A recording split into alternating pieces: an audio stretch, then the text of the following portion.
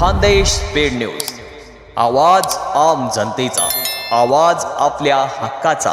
किसान सभेच्या आंदोलनाला यश, अनेर उजव्या कालव्यात प्रशासनाकडून सोडले पाणी। शिरपूर तालुक्यातील अनेर उजव्या कालव्याच्या परिसरातील शेतकऱ्यांच्या मागणीला अखेर यश मिळाले असून प्रशासनाने कालव्यात पाणी सोडण्याचा निर्णय घेतला आहे।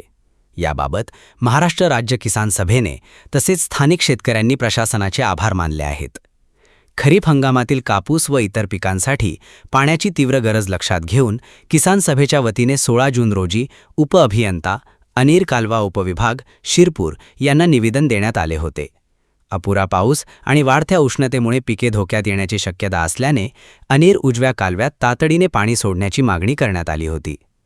निवेदनात मागणीची दखल न घेतल्यास कालव्याच्या पाटावर आंदोलन छेडण्याचा इशाराही देण्यात आला होता।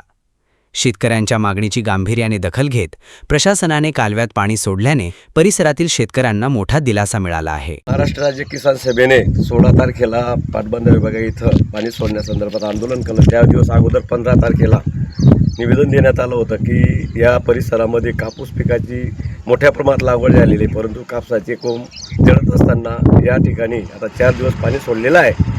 म्हणजे हा महाराष्ट्र राज्य किसान सभेचा यशस्वी लढा दिल्यामुळे पाणी सोडण्यात आलं।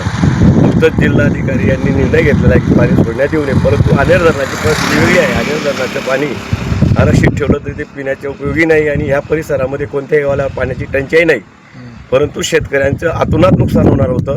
म्हणून या पाणी सोडल्यामुळे शेतकऱ्यांचे नुकसान आता होणार नाही। ते कमीत कमी 4-5 दिवस पाणी भरल्यानंतर 8-10 दिवस पुढे ते त्यांचं पीक रेटू शकतात। म्हणून पाटबंधारे विभाग यांनी पाणी सोडल्याबद्दल त्यांचं महाराष्ट्र राज्य किसान सभेतर्फे आभार व्यक्त करतो।